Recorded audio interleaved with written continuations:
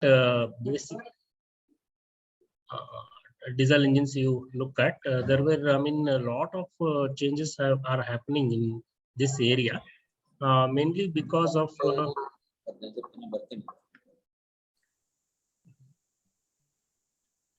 mainly due to, I mean, though performance of diesel engines is acceptably high compared to petrol engines, they have emission issues as far as smoke and NOx are concerned. Basically, if you look at the emission reduction cases, they have high smoke or particulate matter, and no NOx is higher. And HCCO comparatively lower when you take example of petrol engines.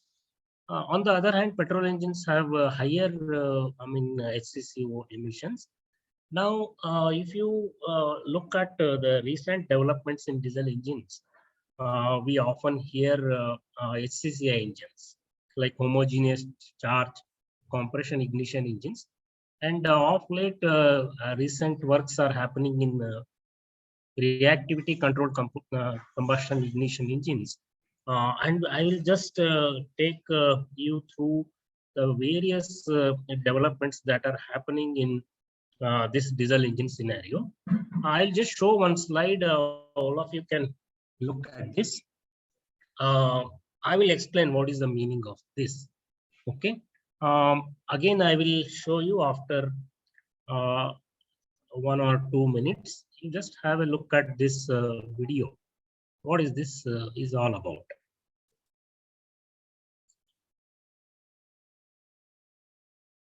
Okay. Now, if we are looking at the left side, it is basically HCCI engine. The combustion has happened so fast that even when it is completed, spark ignition engine is starting. I mean, you can just see how quickly HCCI engine gets over. This is simply because I just said diesel engines have higher NOx and smoke. We want the combustion temperature to be lower. So in HCCI engine, the process happens faster, meaning there is no much appreciable change in the temperature. As all of us know that NOx is mainly associated with high temperature prevailing inside combustion chamber. So therefore, whereas in diesel engines, I mean, combustion still continues. So I'll come back to this slide a little later, because when I start HCCI, I'll talk about it.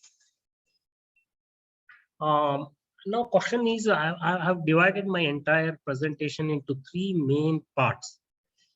One is common rail direct injection engines. Although you may be wondering why I have started with the CRDI engines, whereas I was supposed to talk on HCCI and RCCI engines. Now, the thing is, as you know, this diesel engines, as you can see, most of you know the difference between CMFIS, meaning is a conventional mechanical fuel injection systems, and then CRDI. CMFIS means these are basically conventional mechanical fuel injection systems. Means if you would have seen these diesel engines working in your lab, have you checked the maximum pressure with which these diesel engines operate? So it's around, say, 200 to 300 bar. More than that, okay, maximum it can go to 400 bar with some modifications. But we are talking about altogether a different engines, that is common rail direct injection engines, which have, pressures of the order of 2000 to 3000 bar. Now, as I said, these CMFIs, henceforth I will say conventional mechanical fuel injection systems with normal pump and okay, unlike in CRDI, you have ECU controlled facilities, high pressure pumps are there. So because of this low pressure used in CMFI's engine, it suffers from higher emissions. Now, as per various emission regulation norms, even these generators which are connected to diesel engines are being used with the CRDI facility, because where you have a very high pressure injection possible. So as I'm saying here, higher NOx and smoke are basically the drawbacks of CMFIS engine. Also, we need to control this by way of high pressure injection. Uh, uh, High pressure injection. High pressure injection, which is possible in CRDI engine.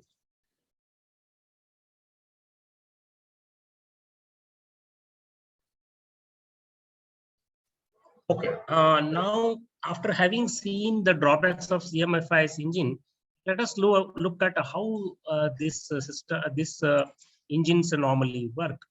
As you know, you have unlike a common conventional mechanical fuel injection systems, you have a high pressure pump here.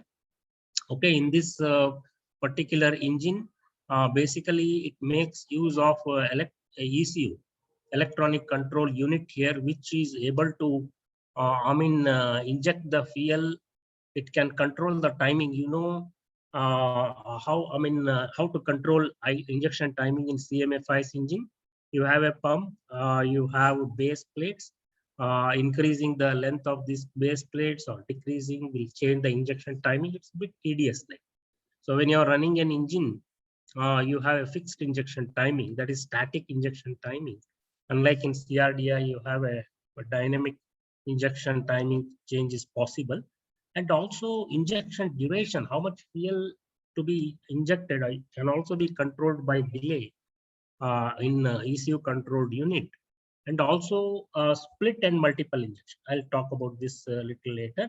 I mean, the sense the fuel can be injected, say, dual 2 times and then multiple more than 2 times. So what I'm trying to say here is CRDI have clearly advantages of injecting the fuel with pressure as high as 2000 to 3000 bar, whereas 3000 bars are used in racing cars with very high speed and high performance diesel engine. Okay, these are other advantages of CRDI engine, and the one engine which is developed in our lab is basically we have taken a single cylinder TV1 engine which develops 5.2 kilowatt. And then what is that we have done is we have only taken one of the injector. We have replaced normal injector. You have seen, as you can see on the right side top, I have shown 3 injectors. These are conventional mechanical fuel injection injectors. Hardly they cost around 1200 to 2000 rupees. Now below it you are seeing CRDI injectors. They are around 12,000 to 11,000 to 12,000 rupees. As you can see, they are slightly, you have the body smaller, narrower diameter here. You can see here there's an ECU, wire connections where signal can be given, and then the solenoid injector operates at different timing, and also you can control duration, which is duration means how much fuel you would like to inject here. Okay, this is the difference between the 2 injectors. So therefore, the single cylinder engine was converted to operate on on CRDI facility. We have driven this pump by DC motor here. By varying this voltage, we can control the speed. So we can vary speed, and also we can change the injection pressure. As you can see here, this is a dial gauge, which if you clearly see, it goes up to 3000 bar. So that's pretty very high pressure. As you can see here, we have used different injectors. Like if you see 6-hole injector and then a 7-hole injector, you can see, the length of this spray is very, large length is there because the pressure is not normal, unlike in a CMFIS engine. Okay, what is that I'm trying to say here is why CRDI, and then I will connect these two to HCCI and RCCI engines. And as you have already heard to various presenters in your previous days about biodiesel, I'll not go into depth, because why I'm showing this slide is preparation of biodiesel is no more a, I mean, it's a well understood technology. No more you prepare a biodiesel in the lab, unlike it is a new biomass feedstock where it is unused or not reported in the literature. You need to establish your own transesterification method or ultrasonication or various other methods can be adopted. So as you can see here, the work I'm presenting is basically the biodiesels derived from jackfruit, cashew nut cell, and then jamun seed biodiesels. And all of you know how B20 blends can be prepared by mixing 80 to 80 is diesel here, 20 is biodiesel, respective biodiesel. Because Europe, as per European standards and our own Bharat stage, you have a limitation on 100% utilization of biodiesel, because if the engine is operating continuously for 8 hours, if you use pure biodiesel, it can lead to various problems like injector blocking is there, because hole size is very small there, 0.3 millimeters. And also there are chances that these fuel filters may get clogged due to wax formation.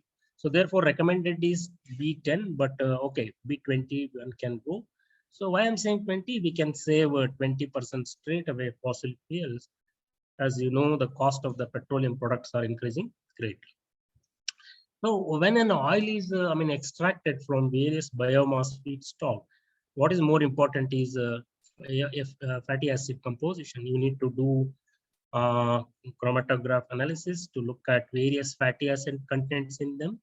And why I'm showing this is three oils you are seeing side by side, and all of them have varied fatty acid composition. Okay, so because you cannot say that you have one oil and then you run the engine, you generalize it for other oils. It is not so, because of their composition is different. So unlike this is about the oil straight away extracted from the seed. Now, if you convert this into biodiesel and then again do the fatty acid determination, then also you are seeing that the composition is totally different. So therefore, what I mean to say is these also play a very important role in their performance and emission parameters. And also you already know that there are some important properties of this biodiesels.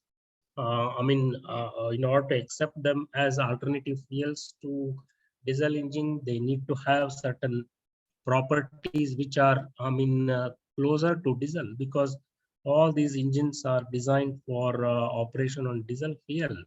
And also your new and alternative renewable fuel should also have properties closer to it, although they are a bit viscous, which is reflected in, as you can see here, they are slightly viscous in nature, in the sense the viscosity is higher. If you typically see diesel as around 2 to 3 cst, as you know, square mm per second, whereas their counterpart biodiesels have almost twice there. So you see viscosity twice there, and they have obviously lower calorific value, due to which most of the studies reported in the literature say they have lower performance.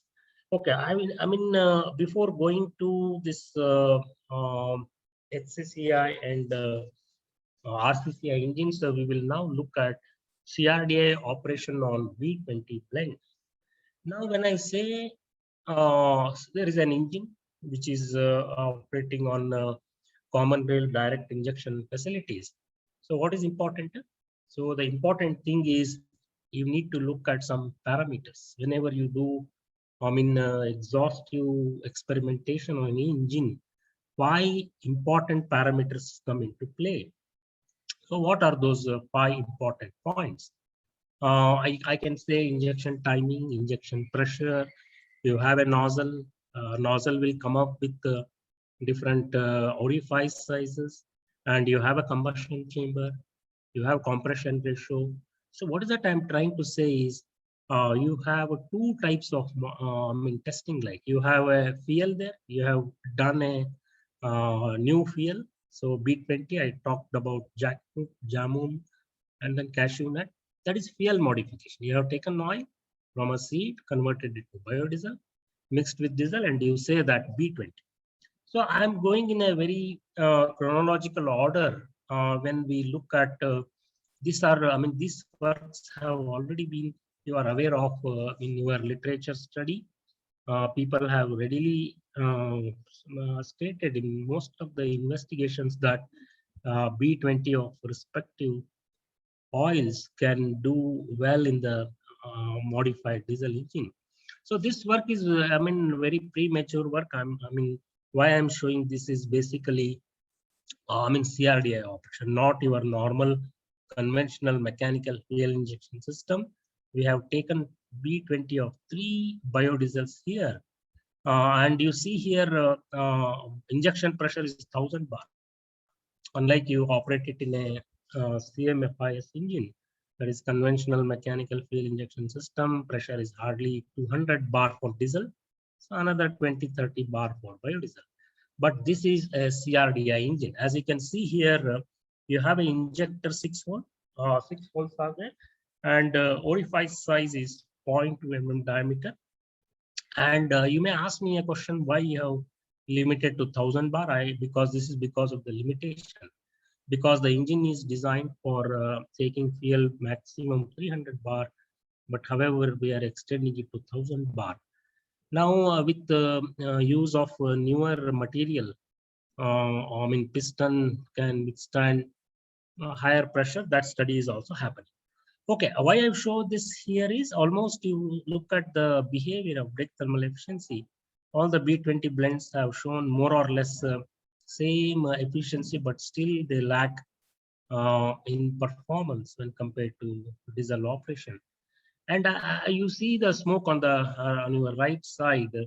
Although the diesel has lower smoke, these biodiesels, due to their higher viscosity and lower calorific value, they show higher smoke emissions. Okay, then if you typically look at HCCO, obviously you find higher HC emissions and as well as CO emissions due to, if you typically have to understand the complex mechanism of air fuel mixing instead of just looking at the graphs, and then you need to go into depth to understand why these biodiesels are not able to, perform as close as diesel operation. I will explain that also. And NOx is obviously diesel has higher NOx due to its higher CT number, and higher in-cylinder temperature also makes it results into higher NOx formation. As you know, 3 parameters are important: in-cylinder temperature, oxygen availability, residual time in the existing engine cylinder are responsible for this. What I mean to say is, if you do only performance analysis of a diesel engine and then emission, that will not give exact picture what is happening inside the engine cylinder with such types of fuels. So what I mean to say is that you need to acquire pressures. You know how to acquire in cylinder pressures. I'll talk about this little later when I come to P theta and then heat release rate. Obviously, diesel has shown higher pressure compared to their counterpart biodiesels due to higher, as you can see, you have uncontrolled combustion phase. All of uncontrolled combustion, that is our premixed combustion phase.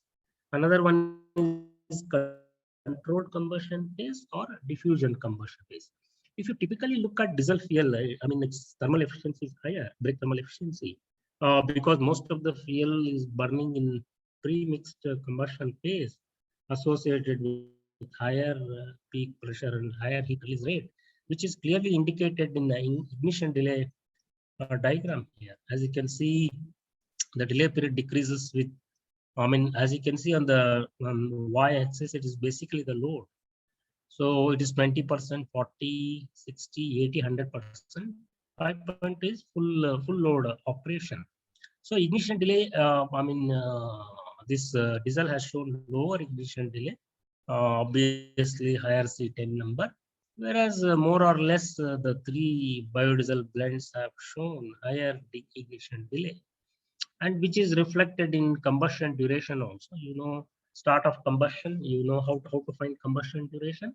You need to calculate the cumulative heat release rate, which is calculated from the heat release rate values by adding each crank angle, and then you get a S curve, and when it flattens, start of combustion to the point where 90% of heat released is taken as combustion duration. So obviously, because these biodiesel blends have higher viscosity and then lower calorific value, show comparatively higher combustion duration.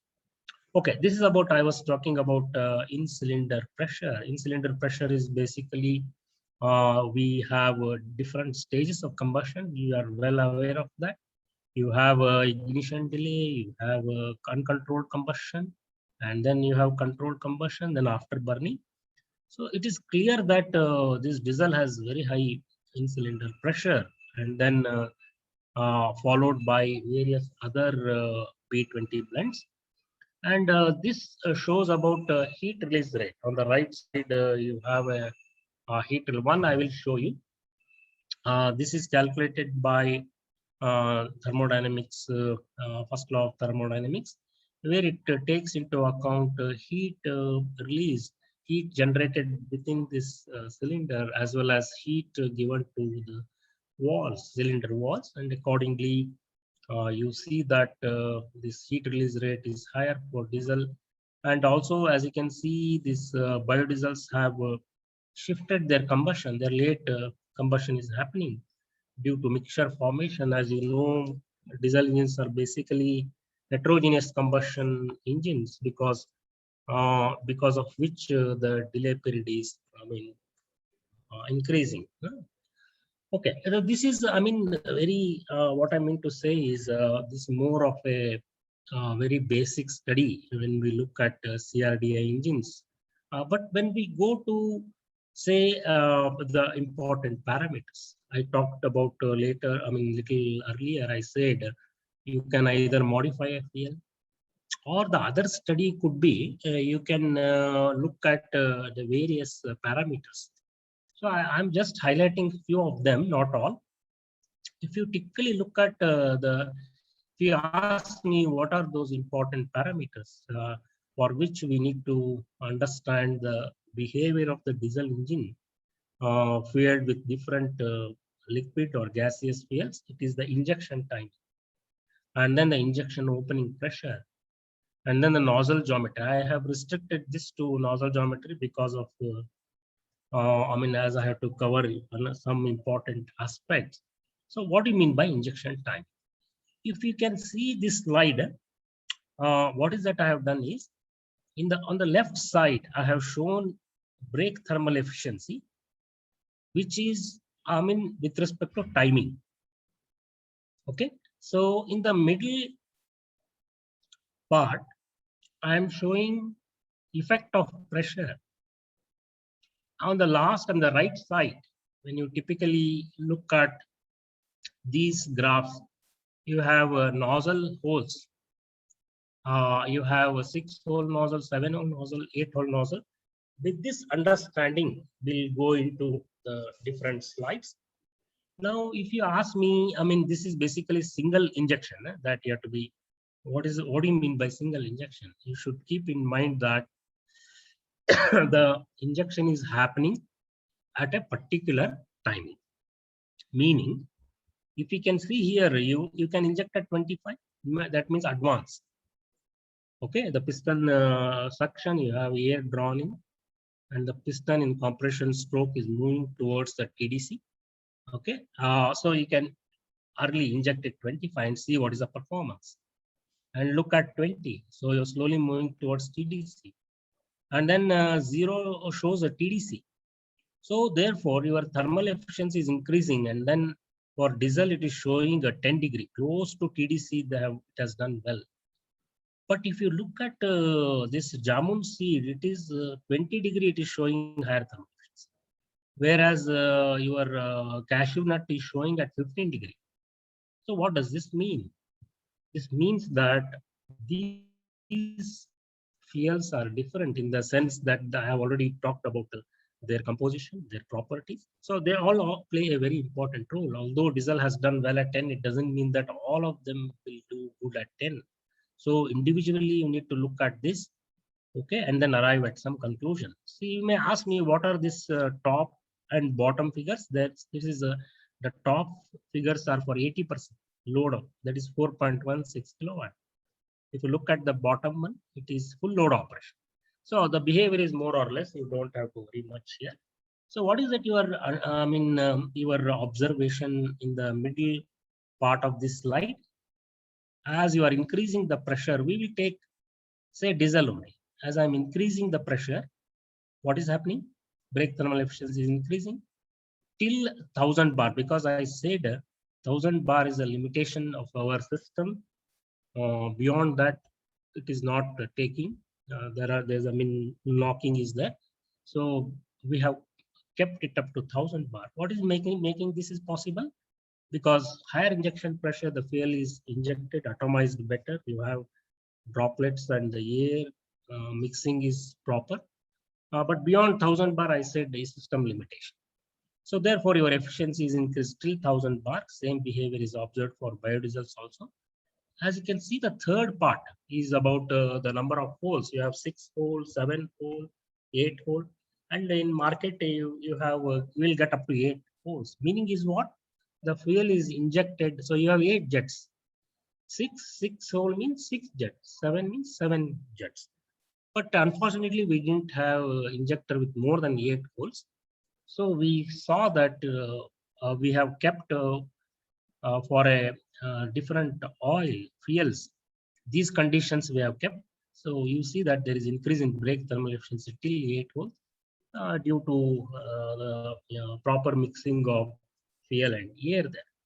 Okay, these are the, now when I say these are the three important parameters. Left side is injection timing. Center is you have effect of pressure, and the right side you have a number of holes. So similarly, I can explain when the timing is advanced, 25 is advanced. When you are injecting closer to 10 degree for diesel, you found smoke is lesser. Whereas for jamun seed, you see 20, you got lesser smoke, and then for this cashew nut, you have 15 degrees. So all these parameters will say that there is one particular timing at which your smoke will reduce, efficiency increases. That's what you need to understand from this graph. And also 1000 bar, we are able to control the smoke appropriately. And then obviously with the 8 holes, the smoke has reduced.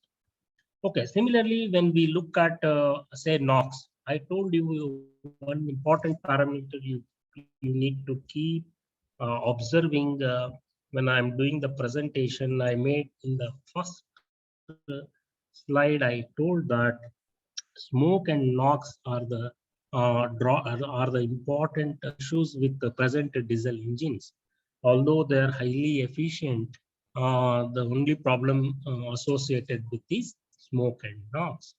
Now, as you can see here, you very well know that I said there are three important points for NOx formation. One part is advancing. Okay, when you advance the injection. What do you mean by advance? You are injecting the fuel away from the top dead center. Earlier you are injecting. So that means, in other words, what you are doing, you are giving more time for mixing of fuel with air. So with this, what is going to happen? What will happen with this? The fuel and air are mixed. You have larger delay period, and then the combustion happens. Temperature increases in cylinder temperature. So thereby your NOx increases here. So this is a common phenomena. With advancing injection timing, you have a higher NOx there. Okay, and you can see with the effect of pressure here. Effect of pressure, what has done to the NOx? Higher the pressure, higher is the NOx. So 1000 bar we are seeing, although what is the advantage of higher injection pressure? we got a higher break thermal efficiency, we got lower smoke, we got lower HC, lower CO, but NOx is increasing. That's a concern, big concern, and we will see how it can be addressed. Now, if you see a number of holes also, people have got different, investigation results presented in the publications.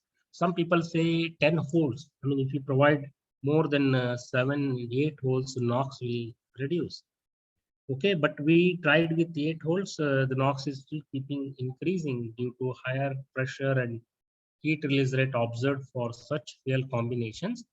Okay, that is, there are other methods of controlling NOx, as you know, externally post combustion. People, have reported various methods of controlling these emissions in cylinder, that is combustion, during combustion, and then post combustion as well. So you can use exhaust gas recirculation, water injection. There are different methods. So that means what I'm saying is, even though the NOx are unacceptable, they can be controlled, externally post combustion. But how do we control this in cylinder? That I'm going to explain. Okay. Similarly, what I'm trying to say here is, if you typically look at combustion parameters, see, whenever the scholars are doing research on IC engines, you need to give more focus on combustion phenomena, meaning performance. Okay, fine, brake thermal efficiency, specific fuel consumption, specific SCC, specific energy combustion. Okay, they are all important, like emissions. Okay, they are also very important, because people talk about Euro 6 norms and Bharat stage, so all are important. But one important point is the combustion aspect. You need to go into the engine cylinder, and so you need to look at combustion parameters like delay period, combustion duration, cumulative heat release, peak pressure, and then heat release rate. So as you can see here, the same pattern continue here. So ignition delay is decreasing with injection happening closer to TDC for diesel, whereas for other biodiesels, advancing, it is controlling. Okay. Maybe as we saw, higher efficiency, lower emissions at respective timing, that may be the reason here. And obviously, one advantage of increasing the, several advantages of injecting the fuel with higher pressure, you yourself saw higher brake thermal efficiency, lower smoke, lower HC, though I have not shown them, lower CO. But what is the disadvantage? Higher NOx. Okay, I will just suggest later how this can be also be controlled by looking at other way of in CRDI mode only. What are the other methods? So similarly, advantage of using a higher number of holes in a given injector, has once again resulted into reduction in ignition delay period here. Okay. Similarly, combustion duration. I already told what is combustion duration. It is the, it can be measured in crank angle, or it can be measured in milliseconds by taking start of combustion, where the combustion has started. How do you say the combustion has started? So if you know, typically I showed you a heat release rate diagram. Heat release rate initially in suction period are negative. So when you have injected the fuel. So for example, if you are injecting at say 25 degree BTDC. This is a starting. Say for example, I'm saying you have injected at 25. And then you have, say, after 10 degrees, say it is, if you minus, it is 15. At that 15, you have got 0 heat release rate, and then it is increasing. So combustion has started. So delay period is nothing but the start of injection to the point where you see first change in peak pressure or positive heat release rate.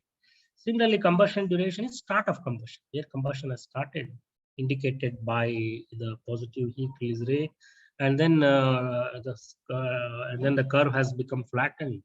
So 90% you take, and then take it as a crank angle. So if you see typically y-axis, it is degree crank angle. So although your diesel shows, lower, say 38, you are seeing comparatively higher combustion duration for biodiesels due to their viscous nature. So this particular graph talks about the effect of timings.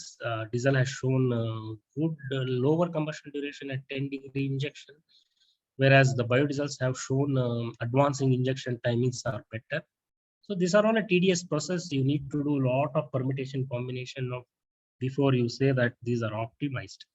Okay, and as far as pressure is concerned, I have already mentioned delay period decreases with higher pressure. So does combustion duration reduces. Okay, with 1000 bar, you see lower combustion duration measured in crank angle. And also, using the more number of injector holes has given a good, reduction in the combustion duration. That is another aspect. And what is more important is peak pressure. See, I would like to add some more points here. If I don't mention that, it will be whatever expression I'm doing will be incomplete. So how do you measure the pressure? Like in cylinder pressure, you have a sensor. Okay, you measure the pressure at each crank angle, say 1 to 720. It's a 4-stroke engine. Okay, you have 180-degree for each of these suction, compression, combustion, and that after burning. So, but the question is how many pressures we have to acquire? So you have 720 by 2, 320. So, but the problem is at least you need to take 100 cycles. You must, all of you are aware that you have a cycle by cycle variation. You have say one cycle, you may have one peak pressure, another cycle may have another peak pressure. So, but the thing is, when you take 100 such cycle and average out, that will give you the a smoothened curve. That from that you have to do the analysis. So we have taken such 100 such cycles, and then for each each injection timing, we have measured the peak pressure for diesel. For diesel is obviously higher peak pressure because of more fuel burning in pre-mixed combustion. As I mentioned earlier, if more fuel participates in pre-mixed combustion, you get a higher peak pressure, higher heat release rate, and also brake thermal efficiency is fairly higher. But as you see, typically for biodiesels, you see the peak pressures are lower because of more fuel burning in the diffusion combustion phase, and also the timing. Even though if you look at one common angle, so the three fuels are showing varied peak pressures, maybe also associated with properties, their different properties. Okay, with higher pressure, we found higher, obviously, higher peak pressures. So 1000 bar is, has helped. This is important because you have got higher pressures means there again, once again, higher heat release rates. Higher heat release rate is associated with higher or lower brakes specific energy consumption or specific fuel consumption, higher brake thermal efficiency. Okay, when you look at, the number of poles you study, if you look at it, so peak pressure has once again given advantage. Okay, this is about how we look at a single injection CRDI engine. I'll take some 2 to 3 minutes. This is important. What I was saying is one cycle means you start with one crank angle and then go 720. But I have shown only here 240 to 500 crank angle because where combustion phase is important. Uncontrolled is uncontrolled combustion. Then we have control. Okay, what I'm trying to say here is such 100 cycles. You have one to 720 one cycle, another 1 to 70 another cycle. Likewise, all cycles are taken 100 times, and then they are averaged out. That means at each crank angle you have 100 such pressures, and you are divided by 100. Otherwise, if you use only one cycle, you will not see a smooth curve here. You will have a lot of disturbance. If you take such pressures in the analysis of heat release rate, it won't give you, clear picture of what is happening inside the engine cylinder.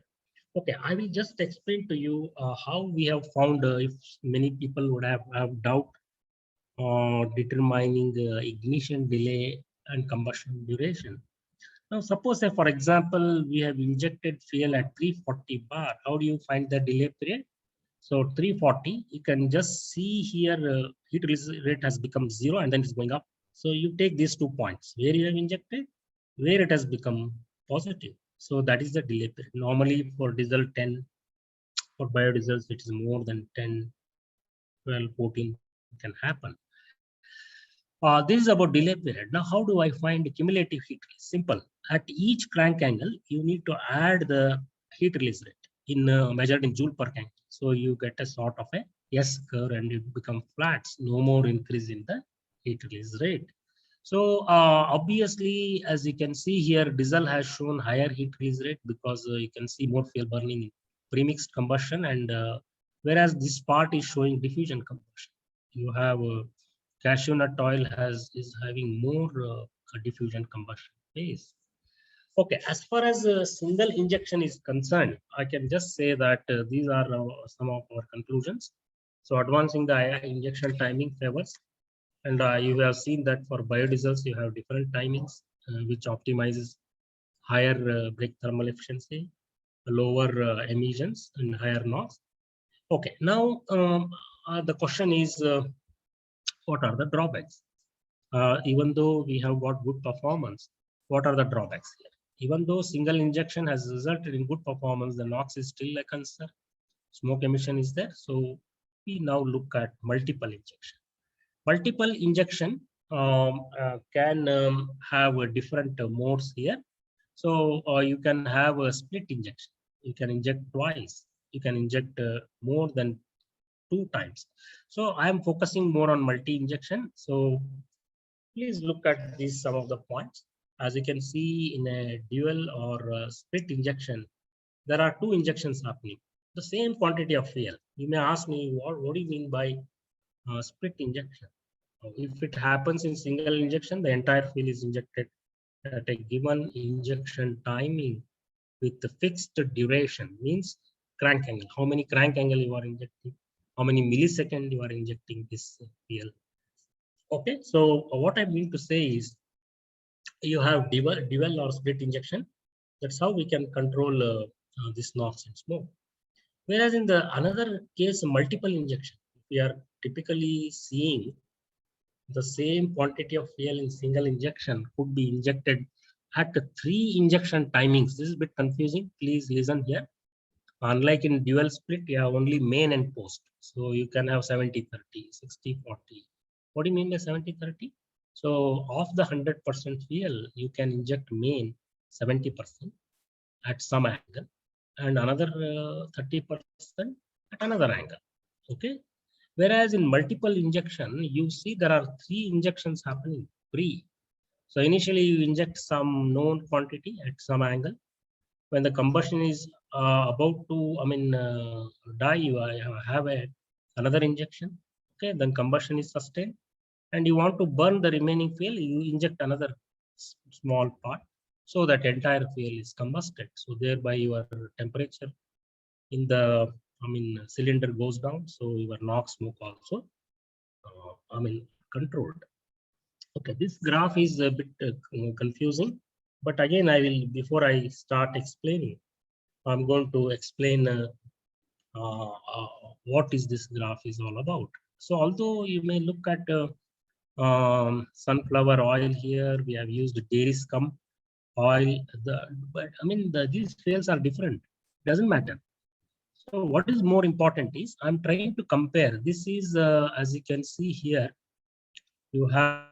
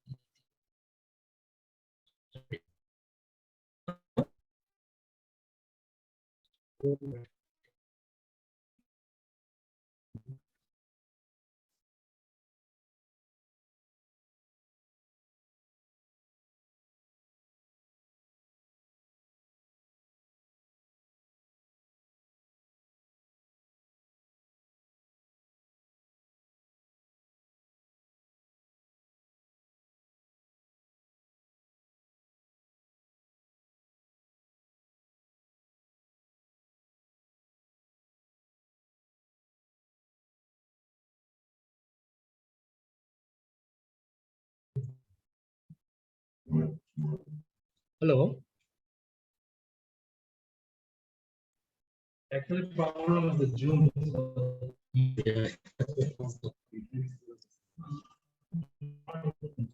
Ah. Hello. Now are you able to hear? Yes, sir. Okay. Okay. Now it is connected. I'll continue with my earlier presentation. Okay.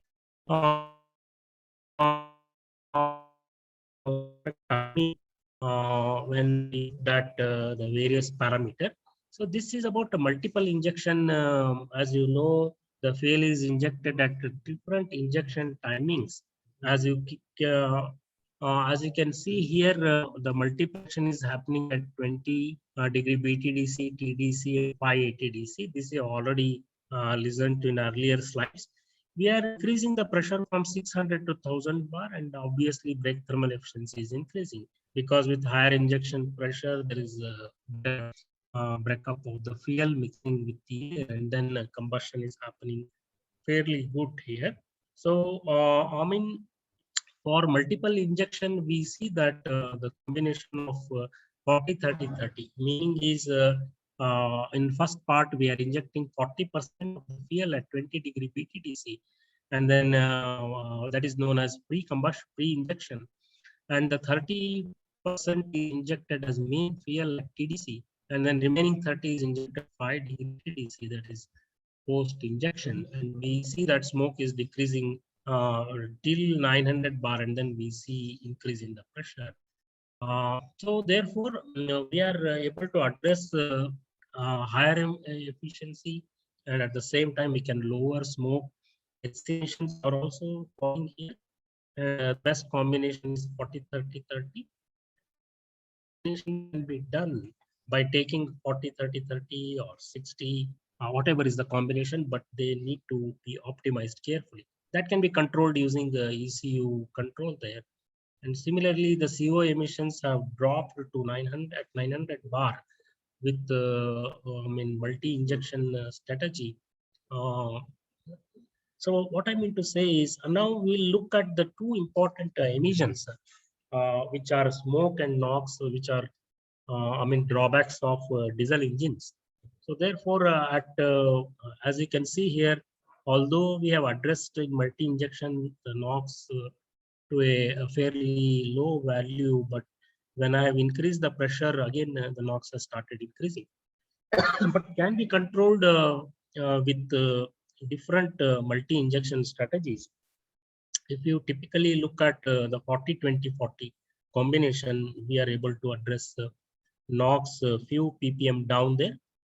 Maybe I mean this thing we need to check whether it I mean addresses Euro 6 norms or Bharat stage. Okay, those things can be I mean addressed by fine tuning the engine. Okay, all this time I was talking about CRDI aspect. What is more important is HCCI, homogeneous charge compression ignition engines. I mean, still I would say if we use, even though common rail direct injection facilities in normal diesel engines, we have, you can just see still there is NOx and smoke emission concerns are there. Now, already you would have listened to your earlier presenters on dual fuel engine.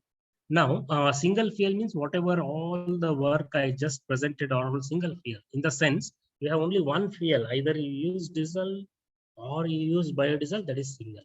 What happens in dual fuel engine? You have two fuels. One can be injected in the inlet manifold, or can be inducted. It can be alcohol, it can be gaseous fuels like LPG, CNG, SCNG. But the main fuel injection happens either by diesel or say biodiesel.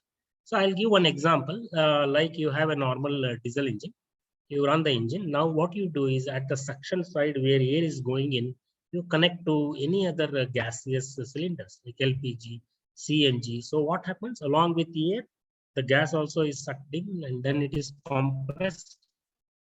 And if you leave like that, it will not be combusted. You need to have either a spark plug or you need to provide one ignition source in the form of diesel or biodiesels. So those engines are known as dual fuel engines.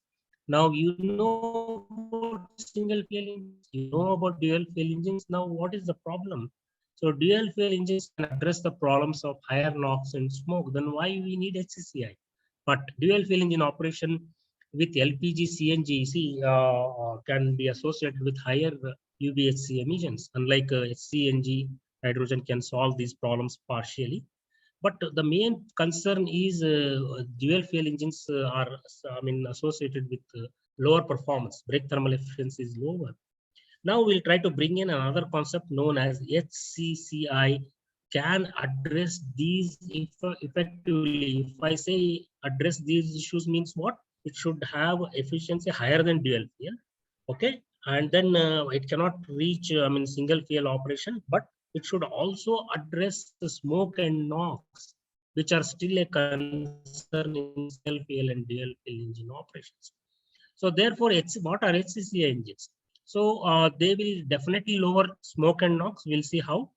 So it combines advantages of both CI and SI engine. What is SI engine? It is basically homogeneous sort of a mixture. You have in suction, you have fairly homogeneous fuel mixture form, and then ignited quickly. But whereas in diesel engines, it is heterogeneous, because if you see typically air fuel ratio variation within the engine cylinder, it can vary 20:1 to say 80:1. So it is heterogeneous combustion. So why not combine the advantages of both and then talk about a new concept, that is HCCI engine, which term says that homogeneous charge compression ignition engine. That means you prepare the fuel well in advance in suction or in the beginning of compression itself, make the fuel mixture very homogeneous, and then compress it. Just by compression, the fuel gets ignited due to multi source of combustion there. But only problem with HCCI is very high heat release rate is problem, because that's why it is limited to only lower and mid-range loads. So if you remember in the beginning itself, I showed you one video. Simply, if you typically look at, again, I will show you now. Please look at this. HCCI is over now. As combustion started, is over. Now see the spark ignition is still evolving.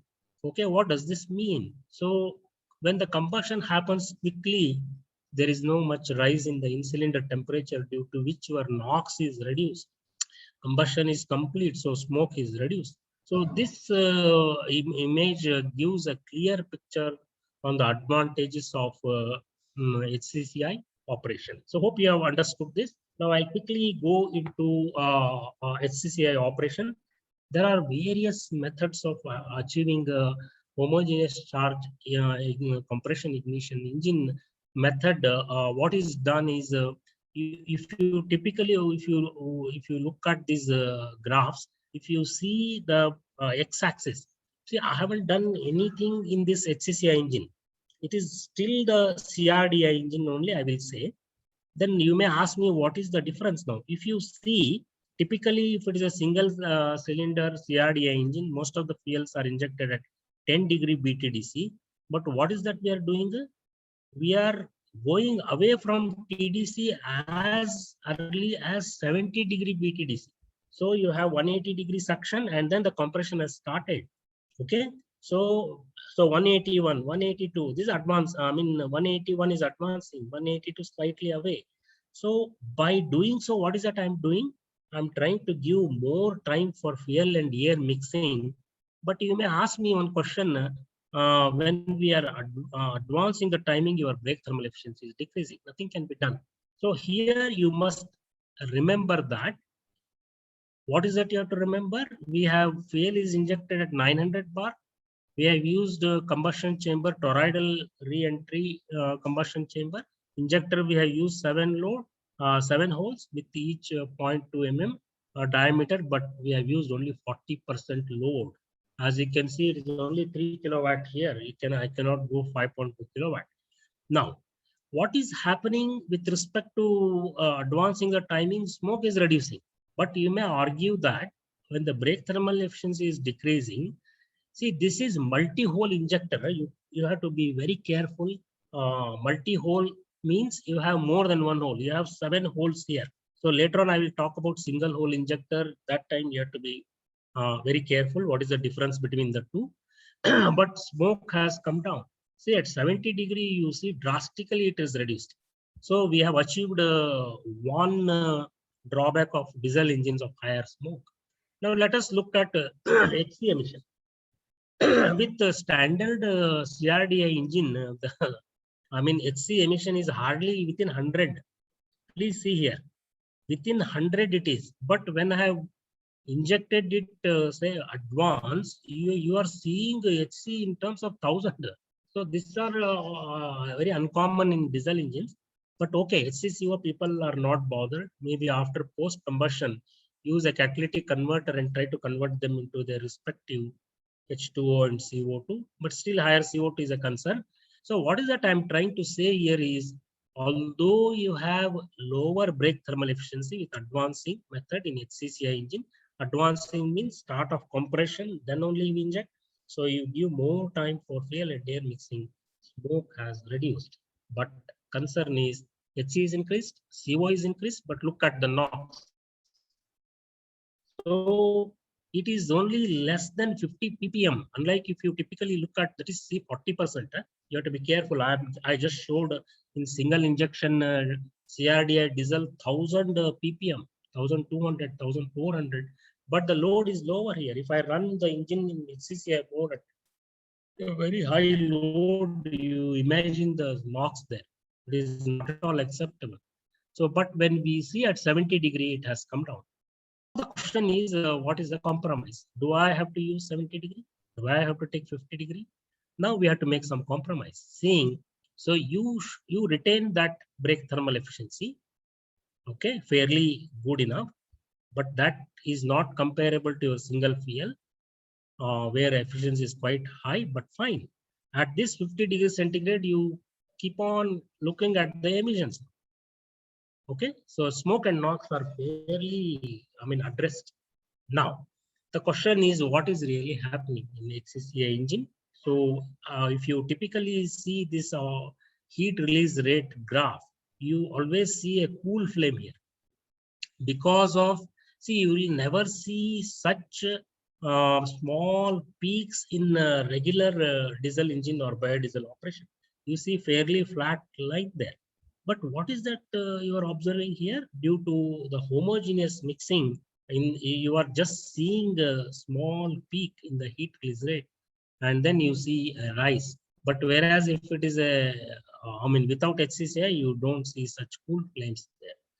Okay, but the problem is the heat release rates are going very high for HCCI, which can make the engine unstable operation. That's the reason why people are more looking at how to control combustion in HCCI engines. I'll talk about RCCI engine a little later. So how can we overcome very high in-cylinder pressure rise and peak heat release rates? Okay, and then we have also checked with different timings there. So as you can see, 80 degree means what? So you have compression has started immediately after its piston is moving slightly above, we are injecting. Then again 70, again 60. The meaning is as I go up, I'm going towards TDC. So advancing means I'm giving more time for the fuel. As I use the word HCCI, homogeneous charge compression ignition engine itself will say that you are given more time for the fuel so that it mixes uniformly and makes into homogeneous charge there. So what are the advantages of the previous operation, HCCI, which is the multi-hole injector, fairly good brake thermal efficiency, fairly very low smoke and NOx. I mean, acceptable by Euro norms, but very high UBS, unburned hydrocarbon emissions. So because of this multi-hole injection leading to this higher UBHC, so what is done here is single hole injector. This entire system is same. This is a 7-hole injector only, but what is that it is done? The 6 holes are closed here because you have more fuel falling and depositing on the combustion chamber. So what is done is one hole is selected in such a way that fuel is injected axially. People also talk about NADI, narrow angle direct injection. So if you typically see a 6-hole injector, 360 by 60 degree, the angle of injection between the jet is 60 degree. NADI means the injection happens almost parallel to the top surface of the piston so that it doesn't reach the wall and accumulate and produce higher excessive emissions. So therefore, what is done in this case? Fuel is injected using single hole only. So what I'm trying to say here is, single hole means one hole is only into operation. The fuel is injected into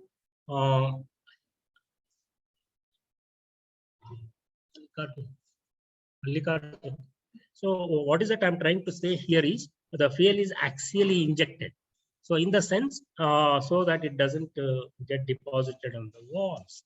So now let us look at how the brake thermal efficiency is performing. This is normal operation. There is no HCCI operation. These are all HCCI operation. So as you are advancing the timing, see, you can see here, unlike we saw earlier, brake thermal efficiency drastically reduced. Okay, so as you can see here, it is drastically reducing with multi-hole injection. But what is happening here? So it is fairly controlled now. Even 70 is also doing better. Okay, so single hole has one advantage of controlling the this brake thermal efficiency fairly well. So, but this needs a lot of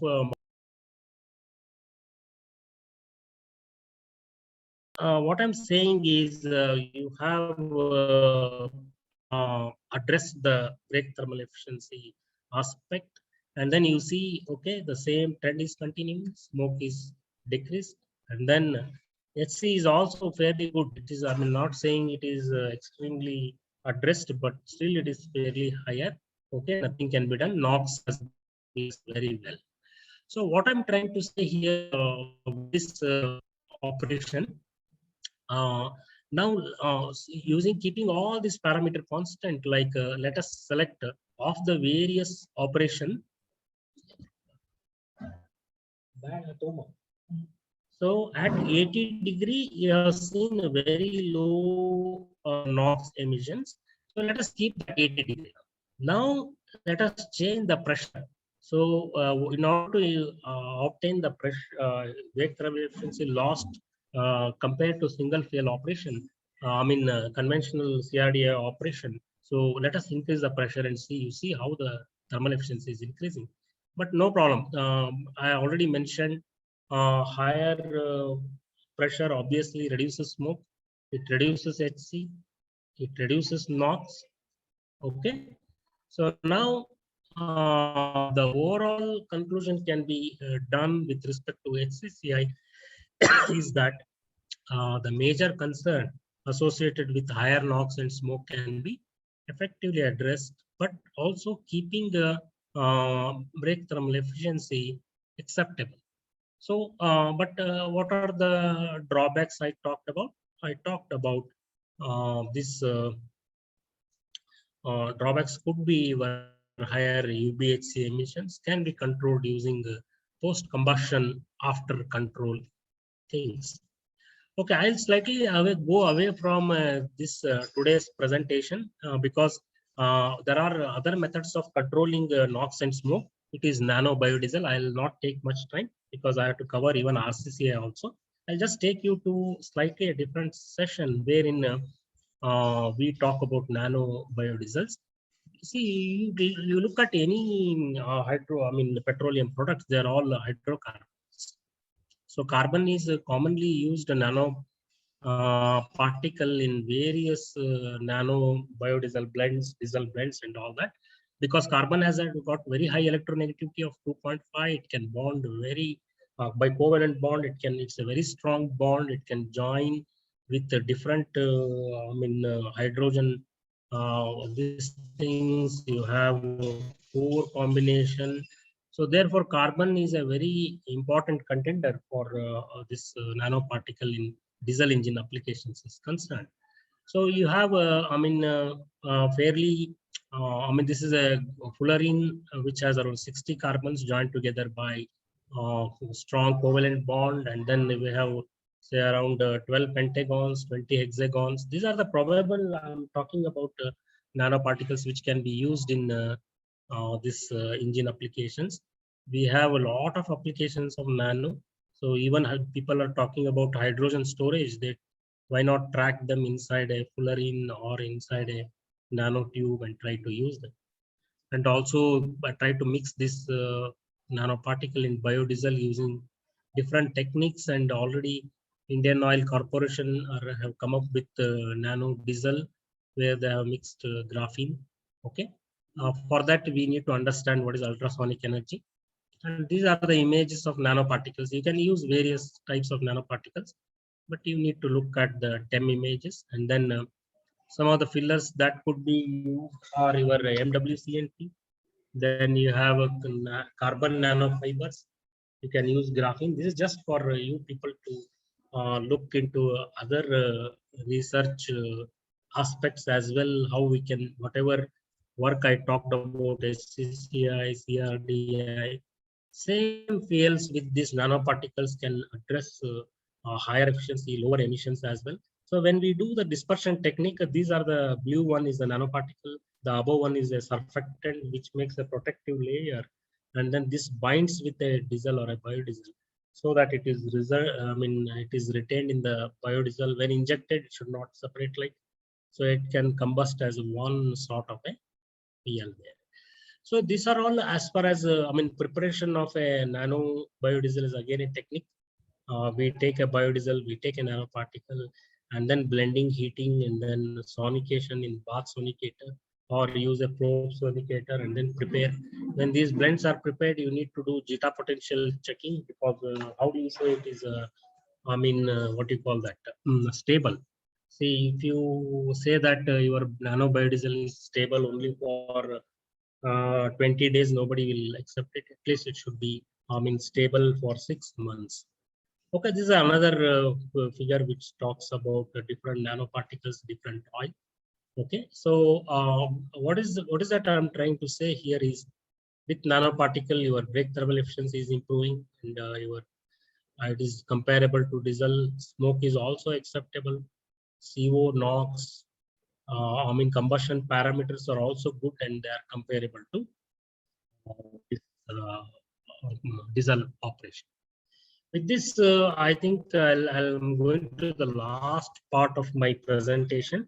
I would like to summarize what all I said now, because connectivity should be there. I talked about the normal conventional mechanical fuel injection systems. So these are the one which are used in the lab. Okay, they have maximum is 200 to 300 bars. So whereas the CRDS have higher pressures, say 2,500. But although I talked about only 1,000 bar, it can go up to 2,500 bar. And what are the drawbacks of such engines? High smoke, high NOx, though efficiency is higher. So how we address this high smoke and NOx? Using the same single cylinder CRDI engine with multi-injection probabilities, high pressure, advancing the timing, nozzle, using different nozzle holes. Actually, I didn't talk about different combustion chamber shapes, toroidal re-entry. There are many types. So after doing all this, then also your emissions, smoke and NOx are higher. So I talked about how to address this using HCCI. Then you may ask me a question. Okay, if HCCI can address smoke and NOx, so why we should look at RCCI? What are the drawbacks of HCCI I mentioned?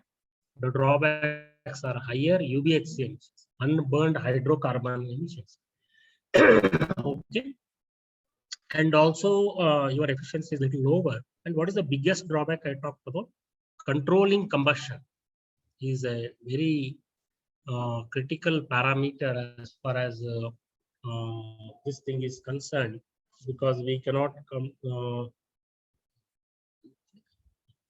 as far as controlling combustion is concerned. Controlling combustion is a bit difficult in HCCI operation, and also higher load is not possible. Now, in that case, people are now talking about RCCI concept here, reactivity controlled combustion ignition engines. See, you see here, I have mentioned two fuels here, cetane and octane fuels. Cetane and octane fuels. See, cetane, when we talk about, is a property which is important as far as diesel engine operation is concerned. Octane, we talk about higher octane for petroleum fuels. So now you see the concept here of RCCI. So what is happening here? Here of RCCI concept, say in the inlet manifold, you have oxygen coming into the picture. So your gas can be CNG, it can be hydrogen, which has got higher octane rating, is put into the inlet manifold. As usual, you inject the liquid fuel in the inside the engine cylinder. So during the suction, you take octane fuel. Octane fuel can be even alcoholic fuels also, which are very low reactive fuels, whereas diesel, biodiesels are high reactive fuels. So what I mean to say is RCCI concept makes use of two different type of fuels. That is, in low reactive fuels like all alcoholic fuels, gasoline is okay. Petroleum, then you have ethanol, butanol, pentanol can be injected into the intake manifold. Okay, these are all known as low reactive liquid fuels. People talk about low reactive fuels, and there can be low reactive gaseous fuels. Either you can use alcohols, or you can use CNG or biogas also you can use. But the main fuel that is injected inside the engine cylinder is nothing but your diesel and biodiesel. What I try to use is using two different types of fuels. One is purely octane based enriched fuel, another one is cetane enriched fuel. No much changes you have to do. You just have to be careful. The intake manifold, you need to establish more ECU so that you can independently inject how much quantity of alcohol, or how much duration, how much cranking. So therefore, there are two fuels. One is reactive fuels, which are alcohols, gaseous fuels. High reactive fuels are your biodiesel, B20 or diesel. So in one of our work in the lab, what is that we have done is low reactor fuel injection. You know, like petrol injectors can use 5-bar injectors are available. You can just fix them into the inlet manifold of your air entry section and then inject alcohol, but main fuel should be diesel or biodiesel. So in one of our work, we have taken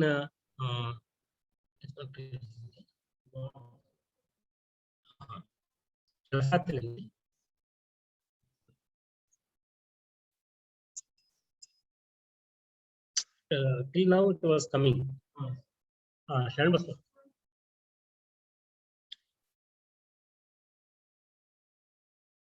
So I will also take rest. But it is coming correct. ಮತ್ತೇನೋ internet issue ಆಯ್ತು last ಇನ್ನೊಂದು 3 slide ಅದಾವ Sir, okay, sir. you are able to Visible, sir, visible. okay, right, but you are able to hear Here also. okay. Yeah, Now okay. So as you can see,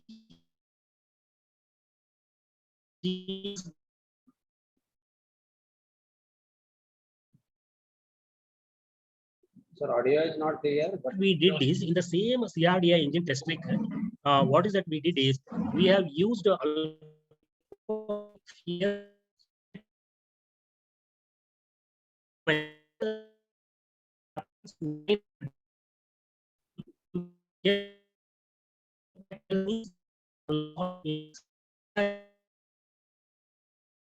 audio is not clear.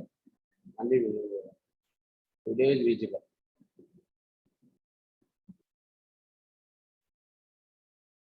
millisecond. So later on you can inject by 6 milliseconds, 9 milliseconds.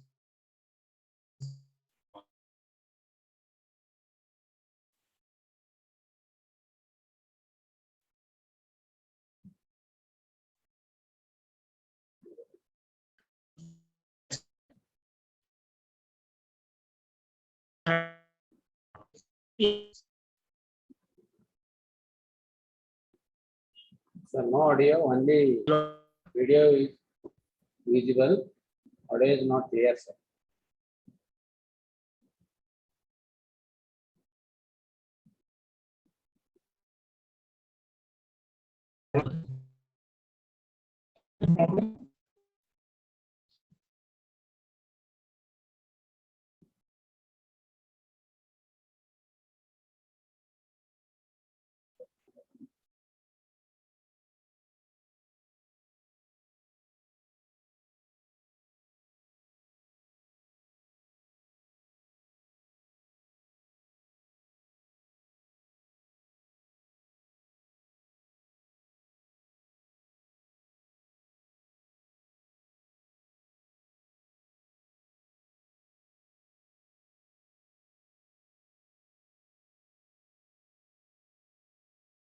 Audible?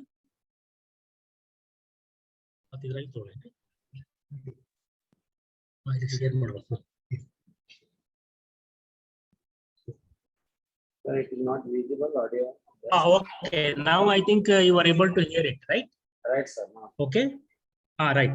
I'll quickly wind up now. What is that I was telling is as the percentage of your, alcoholic fuel is increasing, your brake thermal efficiency is decreasing, HC is increasing, CO is increasing. Please see the nitric oxide emissions. So it has come down drastically, and so does your. But however, smoke is increasing. But if you compare single operation HCCI, dual fuel, RCCI, it is fairly low there. So what is that I'm trying to say here is RCCI is a new concept of engine operation wherein two different fuels. One is low reactive fuels like diesel biodiesels are used, and then you have high reactive fuels like low reactive fuels are like alcoholic fuels. All these alcohol fuels. High reactive fuels like diesels are injected directly into the engine cylinder, and we can achieve fairly good NOx and smoke control there. So this shows the heat release rate variation for this RCCI, but although HCCI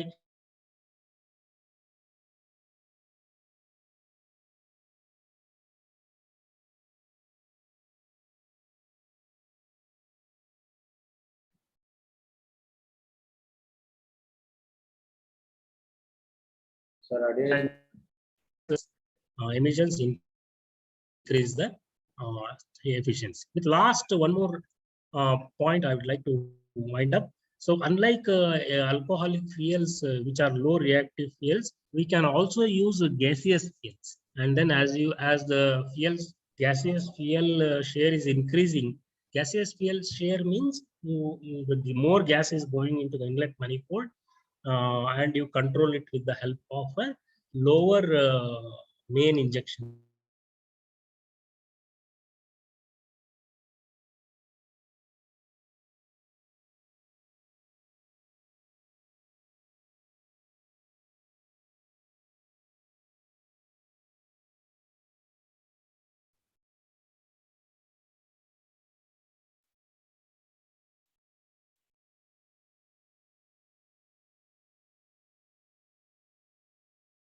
sir, no audio, sir.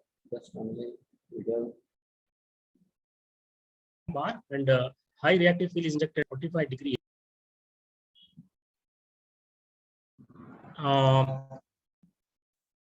So what you are saying here is hydrocarbon emissions are increasing with the gaseous. But if you use hydrogen, that is a new work we are doing. That paper I think is already published. Instead of CNG, we have taken hydrogen. We can also control HCCO emissions. In this case, we are seeing CO emissions. With hydrogen, we can control it drastically. NOx are controlled. Smokes are slightly increasing, but acceptable. As you can see, they are all in terms of 0.06 and all that. As per Euro norms, it is acceptable. So peak pressure is also controlled, unlike in HCCI operation. And therefore, with RCCI using different reactivity of the fuels like alcohols and their counterpart gaseous fuels and high reactive fuels like diesel and biodiesel, we can control this combustion. And I have also shown one more graph where you can see the alcohols and gaseous fuels are injected. Sir, video is not visible, sir. Video is not visible. Huh? Just save.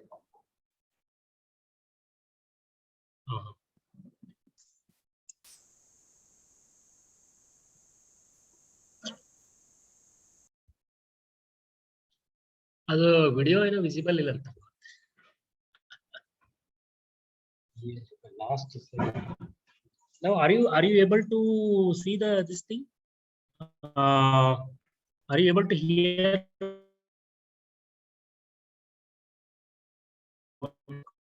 coming? And what about the video?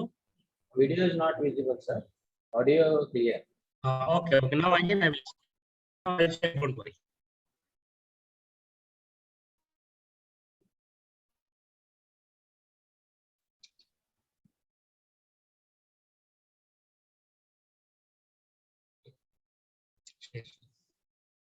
Okay, now is it visible?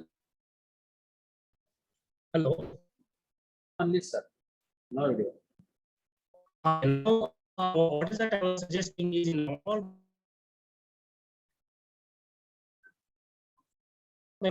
only for 3 milliseconds. Suppose. Okay, sir. We have to discuss that one.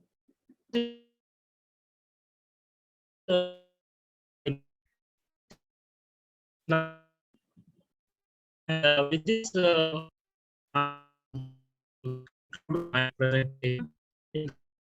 we talked about 3 different of engine operation, like we talked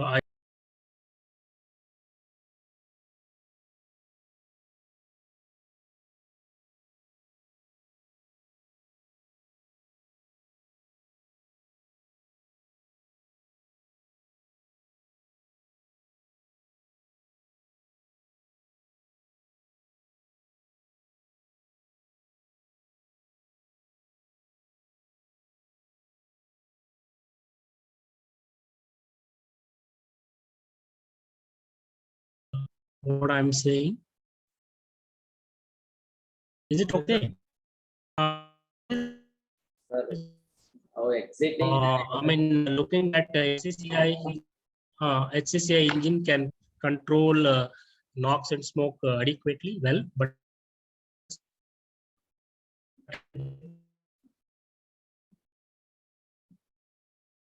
whereas this RCC is a new brand where efficiency of is very good acceptable emission norms.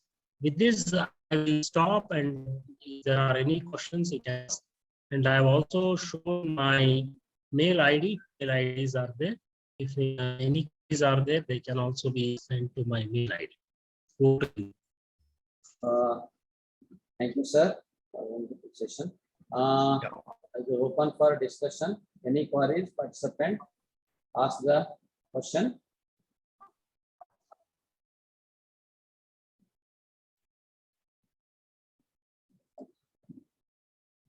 Okay, now you ask the question, participant.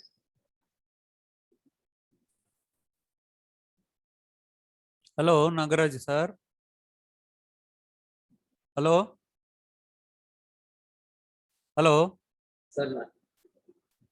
Nagaraj sir. Yeah.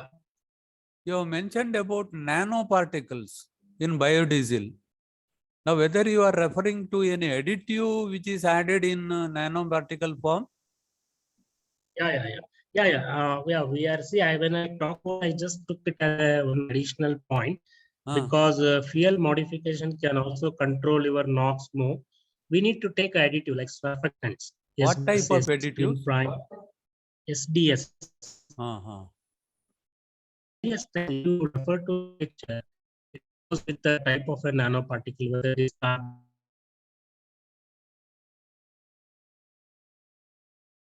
Hello, Sir, audio is not clear, sir. audio is not clear.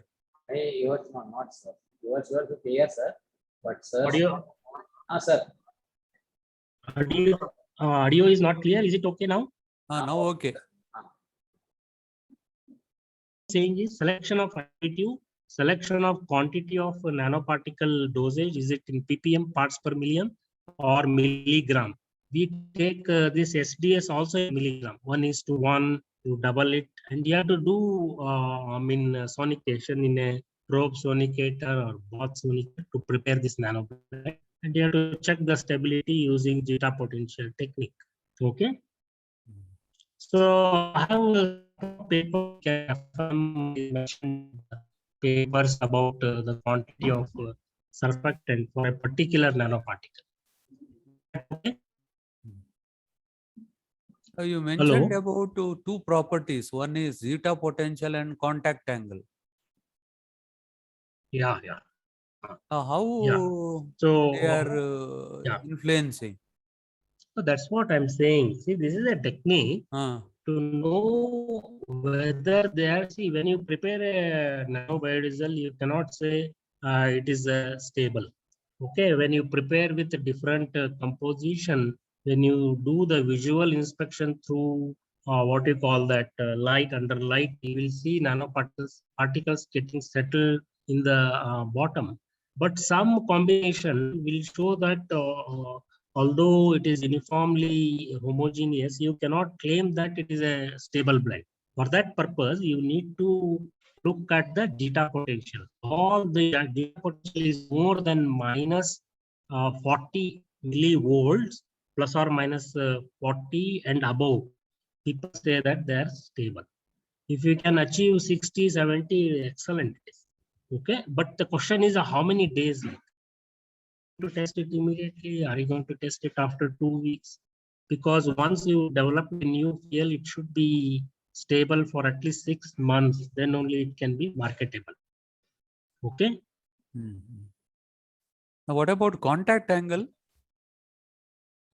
No, contact angle I didn't mention. You wrongly take spectrometer.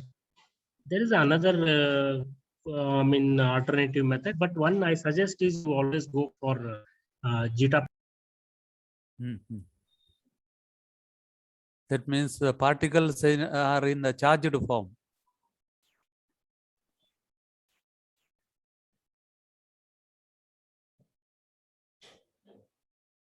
Okay. Sir, audio. So zeta potential. Hello. Now, and zeta potential play important role. That I want to say. Any more questions? Participant, any questions?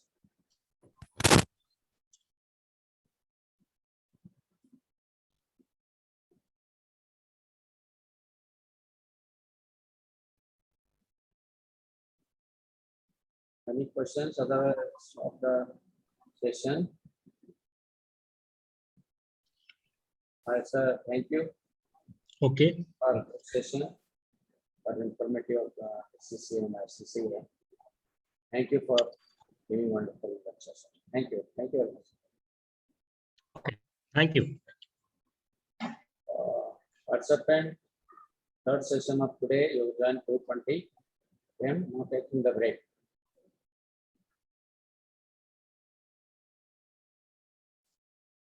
But overall, it was you could hear, no? No, it's I also needed some break.